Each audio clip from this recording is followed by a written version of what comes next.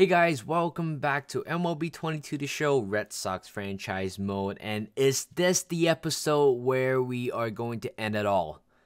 Is this the episode? I don't know. You don't know either, but we will find out by the end of the video. And right here again, going back to Fenway Park with the lead right now in the series 3-2 after what a comeback win for the past 3 games. You know, losing the first 2 games is always tough. And the fact that going to Citi Field for the next 3 games is also tough as well. But you know what? We did impossible. We won the last 3 games. And right now, to complete a comeback, we will have to win this game. And as I said in the previous episode, of course, I would want to put Corbin Martin on the mound today. But I realized, you know, if I put him on and have to rely on Nick Pivetta, which is not a problem, but I feel like I still trust Nathan Eovaldi in such a circumstances right here. So what I'm going to do here is somehow, if things goes wrong in today's game, I would put Corbin Martin in tomorrow, in the rotation for tomorrow. But Nathan Eovaldi still, he has the experience as a starter in the postseason before, and I would trust him anytime. And yes, he didn't get a win last time, but certainly today he will be the player to get the win. And right here at the top of the first, a 5-4-3 double play to end the inning. And DeGrom, it's right here to hopefully get the Mets back on track. Of course, we had trouble hitting him last time out. Again, we also had trouble hitting the first, using the first batter to hit.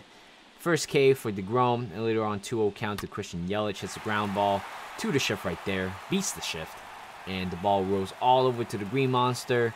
And therefore, a double for Christian Yelich. And this is how we start off this game. 1-out double right there. 2-2 count to Xander Bogaerts. And he is going to go down swinging with a fastball inside 100 miles per hour. I don't see in this game where pitchers will have 102 or 103 miles per hour, but certainly I'm sure the game can probably do a little bit more than that. Later on, Matt Olson trying to hit the ground ball down the line to third base, but great play by the third baseman to end the inning. And later on, top of the second right here again, not a great way to start off this inning with a leadoff double. And right now with a man on second, no outs, and we would have to carry the responsibility to maintain the draw right here. And later on, Escobar hits a ground ball right down the middle for a base hit. And the runners from second is going to score from that play. And just like that, the Mets has taken a 1-0 lead at the top of the second. And later on, 1-2 count to Francisco Lindor. He is going to hit a ground ball to Devers. But unfortunately, the only play that we have was to throw Lindor out with the forced out right there. 1 run is going to score from that play. Unfortunately, 2-0 to the Mets. And later on, JD Martinez hits a high fly ball to center field, got some carry to it. It is going to hit against the wall. It was so close to be a home run right there, but it is going to be a stand-up double for JD Martinez to start out this bottom of the second with no outs. And with the man on second, here comes Rafael Devers. He is going to hit a line drive to Francisco Lindor, but this is a very rare sequence of play. It was a line out, and then JD got tagged out at second. Again, it's poor base running and awareness and everything all at once. And Michael Conforto forced this play out in the end. In top of the third, 0-2 count. And we have a chance right here to redeem ourselves. 4-6-3 double play to end the top of the third. And right now moving on to the bottom of the third right here. Adley Rutschman, 3-2 count right here against Jacob deGrom. He looks at that one. Fastball right down the middle. No complaints by him. It was a good pitch in the end. Third K for deGrom. 3-2 count to Christian Yelich with the man running to second base, a hit and run, but it was a poorly executed hit and run. It is a line drive straight out of the right fielder. Turns out Josh Peterson's way off his first base, and a double play right there. And later on, 0-0 count. Ooh, Bogaerts, great throw, great play. Verdugo's out at first. 2 outs right there, but we have to look at the replay once again. Again, I'm sure Bogaerts tried to make a couple of plays like this in the past, but of course the runners were quite fast, but therefore Alex Verdugo wasn't quite fast for this one, and Escobar ground this one right back at Eovaldi for the third out. And right now we're moving on to the bottom of the fourth right here to JD Martinez, 2-2 count, and he hits a line drive to straight at Escobar for the third out. Top of the fifth, 1-2 count to Nimmo went down looking with the curveball inside of the zone for the second out. Later on, 1-2 count to Francisco Lindor. He also went down swinging with the fastball inside for the third out. And for the second out, third K for Evaldi and 0-1 count to Kenya. He is going to look at that one, or not look at that one, but instead tapper to Matt Olson for the third out. And seems like we are kind of dying a little bit in terms of the gas we hear. But guess what happened? Michael Conforto delivers a clutch solo home run. It might not be much, it might not be the lead, but it is certainly enough to boost the clubhouse around a little bit. Again, we have been quite dead offensively for the past 4 or 5 innings, and right now it feels like a breather. Finally getting a solo home run to right field, and we have certainly has done the deed right here. Michael Conforto, a solo home run. He went quite a little bit in terms of his home run count, but certainly when time is right, he would deliver. And today, it's a day where he delivers one, a big time to right field, 410 feet to right field, and no doubt home run as well. But we are still trailed by 1 run. I'm Michael Feliz coming on right here. Again, yeah, this guy is so underrated in a lot of ways. The fact that his 8th postseason appearance of the season and having a 0 ERA, it's also something that you look forward to. Pete Alonso went down swinging right there. Horrible pitch to swing, and Verdugo hits a high fly ball to Conforto right down the line, and he is going to get caught right there as well. And right now we're moving on to the bottom of the 6th. We still have 12 more outs to redeem ourselves, and here comes Christian Yelich to start off this lead-off double right here towards the gap to left center field, and we have got ourselves a base runner at second right here very early on in this inning, which is something that you want to see in a game like this. 0-1 count to Sander Bogart. He decided to lay down on a bunt again. We taking no chance, you know, we're not gonna hit the ball this time. Why not just advance the runner? That's the safest way to go, isn't it? 0-0 count, 1 out to the next batter, Matt Olson. 0-1 count, and he is gonna hit a ground ball to first base. I am very surprised Pete Alonso didn't throw Christian Yelich at home, because he certainly has a lot of time for that. But you know what? I'm not gonna complain, because we tied the game 2-2, and right now it's a brand new ball game. 3-2 count to JD Martinez with 2 outs, and he delivers one, a high fly ball to left field. It seems to be over the wall, and it is going to be over the wall for a solo home run, and we have taken the lead finally after six hard-working innings. That will be the 4th, right? Was it the 4th home run for JD Martinez in the series or in the postseason? But certainly this guy, of course, coming to an end to his contract. And we know that we're not going to play the next season, but assuming that this will be potentially his last at bat for the club, and he delivers a big one, a clutch one as well, potentially winning this game. But we will have to see. We still have 9 more outs to go defensively, pitching wise. Garrett Whitlaw will be coming on. 1-0 count to Lindor, and he is going to ground this one, a 1-4-3 double play to end the inning. What a great way to end right there. 6 more outs. We got to do the countdown again, guys. Seth Lugo coming on to make his 12th appearance in the postseason with an ERA. I don't know what it was, but Michael Conforto hits a ground ball. It's a soft ground ball, but through the second baseman for a base hit right now with a man on first and second. No out, bottom of the 7th. Adley Rutschman knows what he's doing, what he needs to do. He lays down a bunt to the third baseman Escobar, but it was a very close play at third. But 1 out with a man on second and third, which put us into another good position where we can play it in a run. A 2-2 count to Jock Peterson, and he is going to hit a ground ball to shortstop. But everybody was playing in. Poor at bat. No runs are being scored from that play, unfortunately.